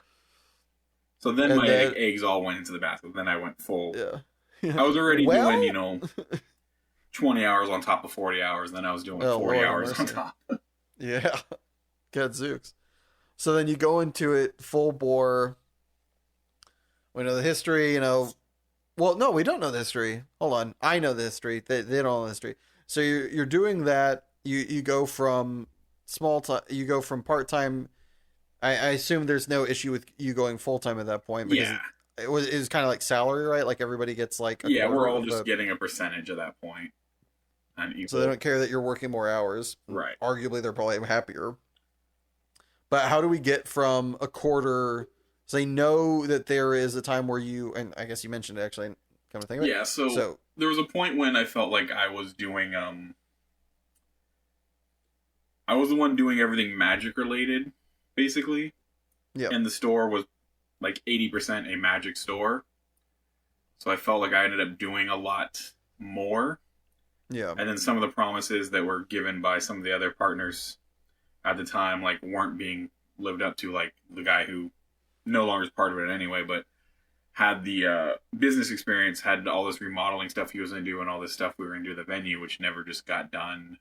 Yeah. And then the person who did most of the miniature stuff, because we weren't doing as much miniatures, I didn't feel like I was doing as much. So I was just at a point when I was like, all right, you know, I'm not really happy with where things are. And then one of my jobs was to get the store on TCG Player at the time, which had never happened because I never was able to get the inventory sorted and straight enough where I was confident enough to put it live onto the internet. Mm-hmm. But that was mostly because it was just me doing it at the time, and I could just never keep up with how much I was buying and flipping at the time. I couldn't keep up with inputting it into a system at the same time by doing that myself, and that was supposed to be my responsibility. So at the time, I was like, all right, my end didn't get lived up to on this, but it's because I'm working so hard on the other part. But I feel like other people aren't carrying their weight, so I was kind of like, all right, either somebody else goes or I sell my part back. And we agreed that, you know, when my hint there didn't pick up, I was like, I'll just take my part back. I'll keep running the magic. I'll make sure everything is a smooth transition. And then instead of transitioning out, I just kind of kept doing it for the next, you know, I think it was 8 years or so. Mm-hmm. And then at that point, when the other owners wanted out, one of them had already moved and gone through a divorce and then moved and, you know, did his thing. And then the two owners that were left, when one of them was looking to take a new job and he was getting married, was like, all right, do you want to just buy my side out and then you have full control, do it however you want? And that's when I was going to take over fully. Then with the pandemic, I ended up going 50% with his brother. Reasons to stick around. That is so crazy. So... And there was a point when, like, even when I wasn't a part of the store, like, I was always running the magic side of it. I was always, like, there in a sense. Confirm. I was the store judge, or I was still their lead buyer at points in time over that, like, 8-year, 10-year arc. But even when I wasn't an owner, everyone still thought of it as my store in the Magic community because of how much of a face I was of Magic. Because there was also in that point when I wasn't an owner and I was doing more on the judging and playing Grand Prix side, where I think the judges back then, we used to have area captains and like people who would be in the leadership roles of the judge program. It was like the PBTQ era. So when I became an area captain for ours, which was usually just L2s, but I was an L1, but I got voted in based on me knowing this is a judging everybody. level for those aren't in the know. Yeah. It was when levels kind of mattered, but were starting to matter less at the time. It was more based on I knew what I was doing and knew how to do it. And that's what the regional coordinator saw at the time. So when I started helping organize PBTQs in all of Northern California, especially then when my local store was one of the bigger stores, people would associate my face with that store even more, even though that's kind of when I was stepping away from the store the most because I was doing everything else. Ah, life. Yeah. You vexum bitch. Yeah. Just the way Magic is such a small community in that sense of like, even though I'm with them less, because I'm still with them, people recognize me more. So what would you say is the biggest misconception about store ownership and store running a hobby shop by like most of the people you interact with, especially those people that aren't in the, in that circle? A lot of people think you're just like playing games all day, or you're just like, you must be the best at games and kind of a thing. And like, I barely play anymore. Like in the last like couple of years, like I just, outside of the like, oh, there's only 7 people, I guess I'll be number 8 for this event, and sometimes I don't even have time. I'm like, nope, I've got too much to do here, like, sorry, there's only 7. I just barely get to play. Like, I really had to overcommit to the team trios that I just did, of like helping organize it a little bit, where I let them use my website for a minute to take pre-regs until it was Josh, who is the store manager at what used to be Channel Fireball's Game Center, and now it's Card Shop Santa Clara. He was helping do it with some other people, and he was doing it not associated with Channel Fireball / Card Shop Santa Clara. So he wanted a place to take online registration, so I said he could use my site when we were talking about the event. And then after about a week of it being up, Channel / Card Shop Live, Card Shop Santa Clara, they've kind of, with Channel Fireball being bought by TCG Player, the local game center side of it is in a weird spot of what is it referred to as. Yeah. Because it's really hard to not call it Channel. Yeah. But then they eventually were like, oh no, everyone just ties you with us, so just put it on our site anyways. But he didn't want to just assume and put it on there, because I guess he was trying to be separate, because it wasn't tied to them. It was at a bar where a bunch of people just kind of pulled it together to run it. Which a lot of Eternal Magic feels like it's getting in that more direction. Fact. But what was my point? People think you get to so like if it wasn't for me agreeing to help him in that sense, and then like kind of feeling like I had to show up to the event, I almost wanted to cancel because I got busy that weekend. Like I took off a Saturday to go play a RCQ, forgot why I took the Saturday off, and just was like, okay, I'll just take the morning to do what I want, and then go into the store tonight anyways. And it wasn't until like I woke up and was like saw a post about the RCQ, I was like, all right, I was gonna go play that. Oh well. Did you just not go? Yeah, I forgot. It was one of those things where I was like, you finally had a moment to breathe, and you forgot you had to. When I did the scheduling, I was like, oh, I like built the schedule so that my days off were to go to the specific RCQs I wanted to go to. But by the time like each of those days off came up, I usually had other stuff to do. And on this one, I just didn't know why I was off. I like legit forgot I took it off a month ago. Couldn't think of anything going on. Paid the cost to be the boss. Oh, that's rough. That's hilarious. It's interesting you bring that up, like the idea that, oh, you must be good at games, you must get to play games all the time. It's exactly what people would say to me when I worked at casinos, or when, like, oh yeah, I'm a dealer at a casino. They're like, oh, you must be so good, like you get to play games all day. It's like, it's not even like remotely what I'm doing Yeah. at all. Like like I am a program following a function. There's nothing good about it. I am just literally facilitating A plus B Yeah. equals C You are squared told minus when to D. hit, when not to hit. Yeah, You have there's no money literally on the nothing. line. I get to decide very little. The only thing I get to decide is how, what salutation I get to greet the guest with. There's no like everything outside of that is borderline, functioning as, I'm just prompter reading. There's nothing fun or Yeah. interesting about it. Like I still In the game regard. I still feel like I'm slightly above average when it comes to Magic, but I also feel like when I go to any bigger event lately, I feel super rusty and I'm always massively out of practice. It feels like, like it definitely. Has it changed? Has it changed your love of the game? Going from somebody that used to play all the time, go to all these tournaments, like you're trading, but you're also, imagining, playing a lot, I don't hanging out think with the friends. game store has changed my love as much for the game as the game has changed. Is Okay. where I don't feel the part of the reason I'm probably playing less or I don't feel as connected is, yes, I'm a lot busier with the store, and I'm still constantly around Magic, so I'm absorbing all the info and all the like sets and the things and what's what. But I used to love traveling, playing high level, going to Grand Prix. Like when I played, I always wanted to play at the more premier events. Yeah. Even PP2 grinding was at least a routine enough to where it was like I did qualify every single PPTQ season and played every RCQ other than like the first 2 seasons. I think took me to get in the rhythm of, going through it. Sure. But like back then, it used to be like, all right, we knew there was gonna be 20 to 40 people at every event. We're gonna grind out each format, and it was, this one is standard, this one is modern, this one is standard, and you always kind of just tooled it up, got ready, play tested. Like it just felt like a routine. Where now even RCQs being here just don't feel the same. I feel like I see RCQs that are just, some are 40 to 60 people and some are 10 to 20 people. The format. So is it the change in the attendance? Is it the change?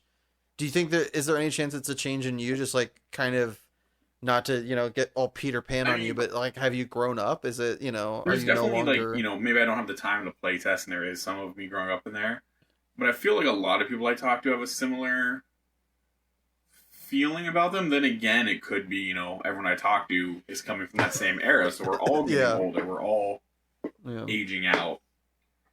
But I think a big part of it was the switch to Arena during the pandemic kind of took people away from paper Magic. It seemed like the paper Magic that came back just didn't seem as competitive.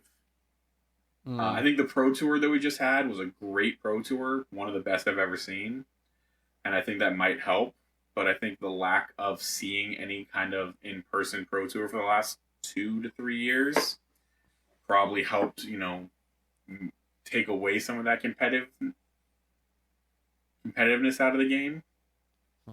One of the things with RCQs I feel like is just the stores aren't regulated as much as they were with PPTQs. They don't require judges anymore.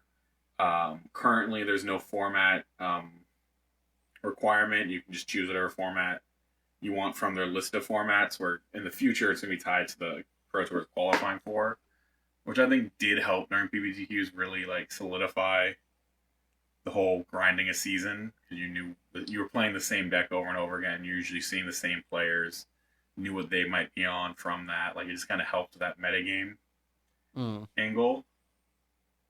But I feel like pre-pandemic, even working at a game store, I saw maybe 10 to 20% of the games played were Commander, and 70 to 80% were whatever the competitive season you were in was. Sure. Where now it looks like it's 90% Commander and there is no such thing as a competitive season that you're in. Has that affected the business at all on your end? Is that like good for business, bad for business, or is it just the same? It is a weird thing where, like, because of that, I do definitely think sales are up. I think the casual Commander side does bring sales up, which is also why you look at Wizards just announced the Commander Masters. Like, a lot of the sets they got rid of the intro decks, and every set came out with a Commander deck. Like, they were definitely gearing towards that because they were seeing the same trends. Mm-hmm. And that did help, build up sales at my end because they're catering more to the Commander players. But it's weird when you look at events seem to get lower attendance overall. Weekly events and bigger events both seem to be on more of a downswing. For me and for most places I see around the Sacramento area or places I talk to other people, like most places I talk to, Commander is huge. And, like, Modern might be the next biggest, but where Modern used to be... Like, there's a store in Sacramento, Great Escape Games. Pre-pandemic, their Modern FNMs would get, like, 30 to 40 players. And I was talking to somebody at the Trios event over the weekend saying that now they get, like, 8 to 12. Mm-hmm. But the Commander that used to be only on Thursdays at that store and never on... Like, maybe people played casually on Fridays. But he said, they used to get, their big turnout of 20 or 30 people on a Thursday for Commander. Now that's all he sees on those Fridays is everyone just playing Commander and stuff like that, where those people used to play Modern. Does that, as somebody, you're a very interesting space because you are not only somebody that is competitively, you have a competitive mindset, you played Magic competitively for decades, but also you are a store owner that needs to, pay bills and wants to improve his store. How does that feel to you, having the thing that you're a part of, kind of, it's not going away, but definitely, kind of take a second seat to something that brings you more money? How does that fit for you? It's very weird because it's like I do want to cater more towards the large event, more competitive event space. Because that's what my old go-to was. Like, at the old store, I used to just know, like, I could bank off running a 80-person, PPTQ, and, like, I'll throw a 3K ad and everyone will show up, and, like, that'll make enough to last for a while. Where now, I, could say I'm running a 3K, but I can't guarantee on any number showing up. Or if I'm like, I'm going to say I'm going to host a free Commander night, I can guarantee you, I'm going to get 40 to 100 players. And it's like, I'm not a big Commander person myself. I started playing more post-pandemic in this era than I ever did before. Yeah. Mostly because a lot of Legacy players I know seem to be switching to, like, CEDH more than Legacy. And that's always was my favorite format. But it's definitely a weird space where it's like, you have to look at the thing I never really liked that much. Now is the thing I have to try to cater to more, work on more. And one of the biggest things I learned during the pandemic was when I was originally the Magic person at the store, and I had never always told people because there were people who heard I was going to take the store over pre-pandemic. They were saying they were worried like all the miniatures were going to go away or all the other stuff was going to go away because I was the Magic guy. And I was like, even though I'm the Magic guy from the old store, like I've always respected the other things, and why would I want something to go away if it's making money? Like I want to bring in more miniatures, more of what you guys are doing because I want that to be good for everybody. And during the pandemic, like, Pokemon wasn't much as something I thought of. I didn't think much of being a Magic player. I've always looked at games where you play more than collect. Like, I never had that. I have a very large Magic collection, but collecting for the sake of collecting wasn't much on my thought. It was kind of like my joke thing. I collect a card more as a joke in my mentality, to where I saw what Pokemon was just booming out of control on the collector side. So, we leaned very deep into it to be one of the bigger inventories of Pokemon sealed product in, like, our area by far. Because that's what everybody was coming and looking for. Yeah. And then since then, like, we never used to carry a lot of the random games before, but now, Flesh and Blood, Digimon, One Piece, these aren't quite cracking the big three of Pokemon, Magic, and Yu-Gi-Oh, but now we stock them and have pretty regular communities because it's just about, as that competitive Magic seemed to shrink, all these other games kind of picked up where people are looking for that maybe. But like, I feel like gaming has very much diversified. Yeah. So business before pleasure. Yeah. To sum it up in a few words. Yeah. Do you have a favorite non-obvious aspect that most people might not be aware of when it comes to running a store? I've always loved knowledge, like G.I. Joe, knowing is half the battle, knowledge is power. So I Yeah. love being in the loop of knowing what's coming out next or what's coming out soon, kind of a thing. So Mm-hmm. I love getting the advertisements that, oh, in 6 months, this set's going to come out. And, like, Magic usually leaks that stuff so the store and the players get it at the same time. But, like, I'll Sure. know Dragon Shield is coming out with dual matte sleeves, which are what a lot of people have switched to for that black interior. But it's like, I hear about that 6 months early, and some people might hear about it but not register. But I'm like, oh, that's really cool. I see why they're doing this. I like that idea. No one's going to get a game loss for having Delver in their deck without a checklist card. And just like, even when it comes down to the accessories, the different games, like, I just like knowing far in advance, like, things to look out for, things to plan for, trends that are happening where Ultimate Guard came out their their Boulder, which is basically, a small compact deck box, and it got really popular. So Ultra Pro announced their Cube, which is their Satin Tower, which is their most popular deck, without the dice tray to look more like a Boulder. And I like watching those, like, all three of these major accessory companies are kind of copying each other and doing each company's best thing. Yeah. And, like, I like seeing that coming in advance, seeing how it comes out, and, like, watching the players, like, well, what's the difference between these three? Oh, they're all the same. They just copied each other. So you kind of get to play dad with, like, a bunch of young kids around Christmas time where you know what's underneath the tree and you just get to wait for him to open it. Yeah, basically, yeah. That's so cool. And I like doing the like, I'm one of those people, before I buy a TV, I have to research, all 5 brands and why is this one 500 and this one's 550 and do that. So, like, It also lets me put that kind of research and stuff into something.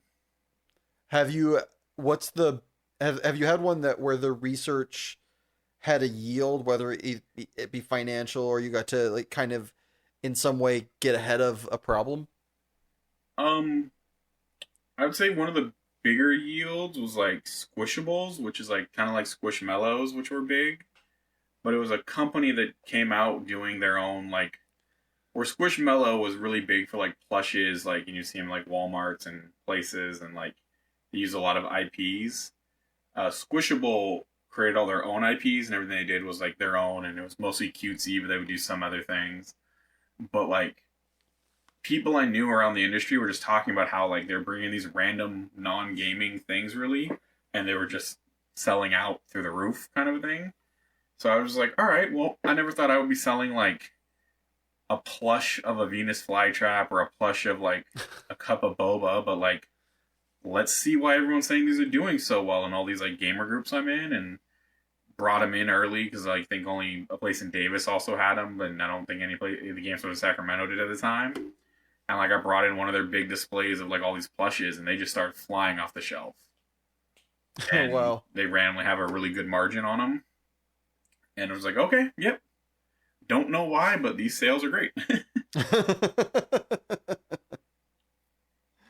All right. Well, to go from the pleasantly surprising to the preposterously obnoxious, EJ, what is your preposterous peeve? Being asked the same question over and over again, / just having to repeat myself. So, EJ, what's your preposterous peeve? So I hate having to repeat myself.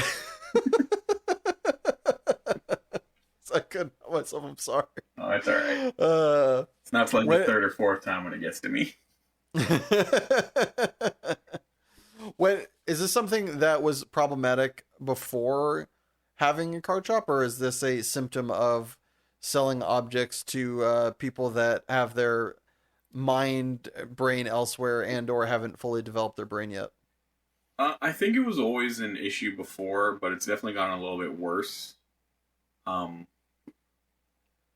I've always kind of been frustrated having to repeat myself with things, and like whether it be like a parent and you're just having to explain something to them over and over again, or you know, coworker type thing. Working in a store, you definitely not just get asked the same question by different people, where it's like, okay, I'm gonna say my same thing over and over again, but it's getting those same people that ask you the same question every time, and it's like, when will it get through? When are you gonna understand? How do you want me to word this? Just tell me what the magic words are. I'll say it. Yeah. Like, and it's also having employees now, which is a newer thing to me that I never had before 2 years ago. Even when I worked a job and was a manager, they weren't necessarily my employees. They were just people I might be considered above in some way. Yeah. But like now it's like, okay, now I really need to figure out, why do you keep asking me the same thing? What part of explaining how to do this are you not getting? Well, yeah, that's... Does it matter? Does it change it if they're asking, expecting the thing to change? Like, they heard you, but they're hoping your, like, opinion has changed or the information has changed, even though it's been a short time period? Like, if they go, how many people are in the event? And you go, 19, and they walk away. They walked away for, like, 5 minutes. Nobody has come through the door, and they walk back and go, how many people in the event? Is that, like, still triggering, or do you like kind of, is there some sort of like, okay, I understand why there's they're some doing leniency it. for that. Like, I understand that, because there could be a difference there. But it's like, for me, it's more let me think. There was an example the other day. I'm trying to remember exactly how it went, but one of the people who works for me, like, asked a question. I can't remember what the question was, but I just remember I said the answer, and then they like looked at me and was like, well, why should I have known that? I was like, we should have known that because you asked me that question 3 days ago. You said this, I said this, you said this, and I like redid the conversation basically, and they went, oh, yeah, and they just looked at me like, oh, well, I didn't retain it, kind of a thing. And I was like, but that's your job, like. It's why I pay you money. Yeah. I was like, I think they asked me a question like we had an event coming up, and I was like, this is when the event is, this is how much the event is. It's in the spreadsheet for the events that you can open, and where the spreadsheet is. It's on the calendar directly behind you. You made the flyer that we are sharing on social media. What's happening here?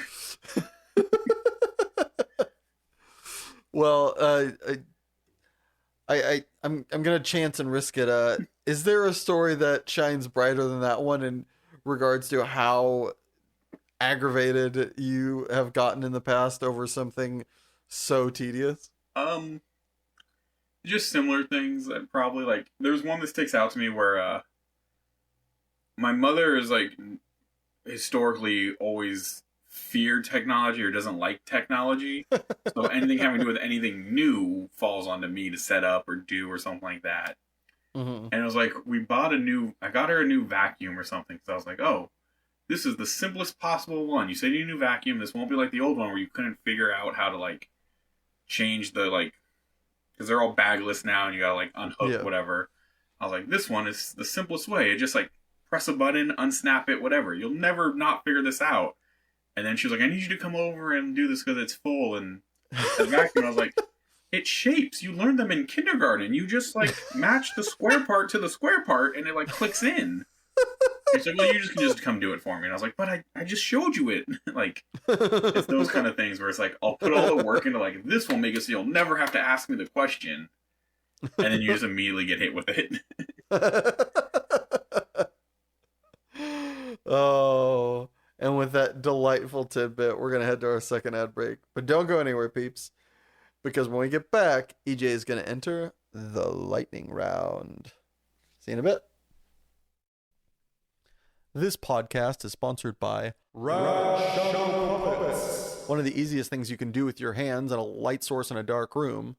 Over human history, millions of people have used Rational Puppets to great enjoyment.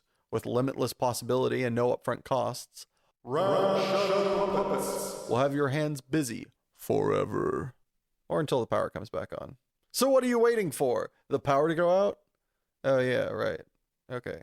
Well, but when it does, we'll see you and your on the wall. And we're back.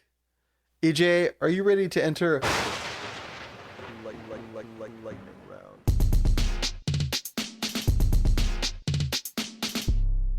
The lightning round. Like a lightning bolt.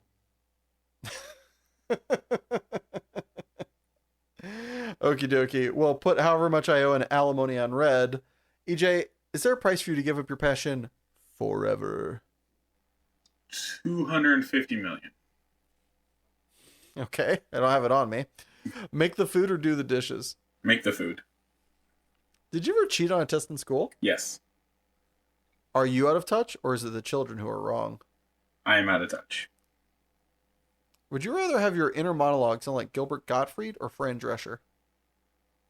Fran Drescher. Would you rather read the cue cards while wearing the crown or live in a hovel and speak your mind? Cue cards with the crown. Is professional wrestling cool or lame? Cool. You're having the best day of your life. What happens next? Another amazing thing or something terrible? Something terrible. Nick Cage, best or worst ever? Nick Cage. Do you create your own thoughts or do you just listen to them? I create them. Would you rather meet your mortal demise by vicious werewolf attack or single zombie bite? Werewolf attack.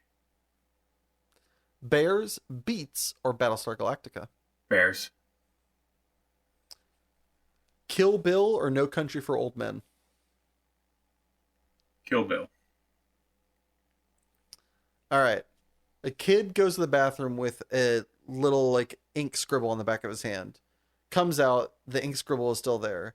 You ask him if he has washed his hand. He says yes. Is he lying or telling the truth? Telling the truth. No pressure. Cheese fries, an abomination or gift from God? This one depends on the cheese. Normally an abomination because everyone uses nacho cheese, but if you use real cheese, gift from God.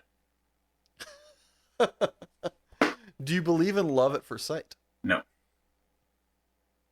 All right. You find out tomorrow that you have a life-threatening disease. But good news, the doctor says. There's a medicine that'll take care of this. There's two, in fact. The first version, you have to take the exact same amount every day. You have to measure it out yourself. If you take a smidgen more or a smidgen less, you die. The other option is already measured out for you. However, you have to take it at the exact same minute every day. Otherwise, you die. Which option do you take? I have to measure it, but I'm probably dying either way. Death comes to us all. Are truth and reality the same thing? No. Are we simultaneously living in other dimensions at this very moment? I don't know. Beatles or Elvis? Beatles. Would you rather the checkout line never had a line, or the fast food place always gave you a large fry when you ordered a medium? Never have a line. Would you rather have the ability to travel into the vastness of space, or the ability to travel into the darkness of the ocean depths? Ocean depths. Could you eat 37 of your favorite food for $5,000 in a 1-hour time limit? Yes. Congratulations, you've survived the lightning round! Now, before we move on, I, like many listeners at home, would like to now know, what is your favorite food that you could eat 37 of in a 1-hour time limit for $5,000? Or rather not, I suppose. You said no, right? I said I could. And I'm You gonna could, go with so yes, I was right the first time. My favorite food is probably Korean barbecue. For this, I'll be more specific and say Osgolby. You could eat 37 portions of See, that's the Oswald? question. I don't know if it's portions or pieces of meat. Yeah. But for that amount of money, I'd make it happen.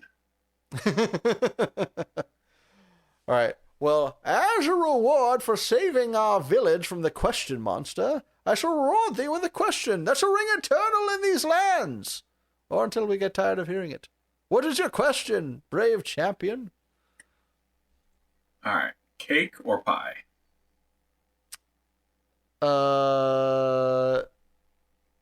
Pie, unless it's carrot cake, which then supersedes every pie except key lime pie. Yeah, I'm gonna go with cake. No pies catch your eyes? The pies I like tend to be the ones that are more like a cheesecake, in which case I don't know if we count cheesecake as a pie or a cake. Cheesecake has cake in the name. I agree, but I've had multiple people try to tell me it's a pie. You need to stop hanging out with people as the bars close. They need to go home. But I will take the cake consistency over pies usually not having a general consistency. That's I mostly respect that. And as we mostly come to an end here, anything you want to plug, shout outs you'd like to give, places people can find you, your content?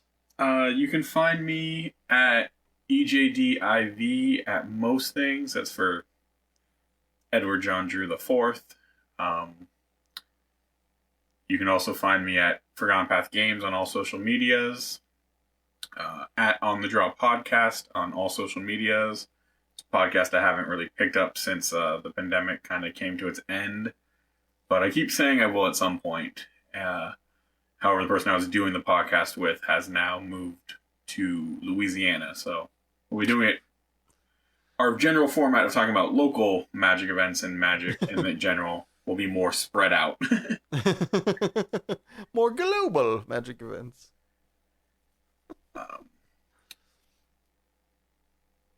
Well, do you have any friends or family you'd like to nominate to come on the podcast so they too can suffer as you have today? So my co-host of that podcast is Ronnie Russell. I would nominate him. He's a pretty interesting person in general. My other person, maybe more localized, would be Matthew Pence, Magic player, teacher, coach.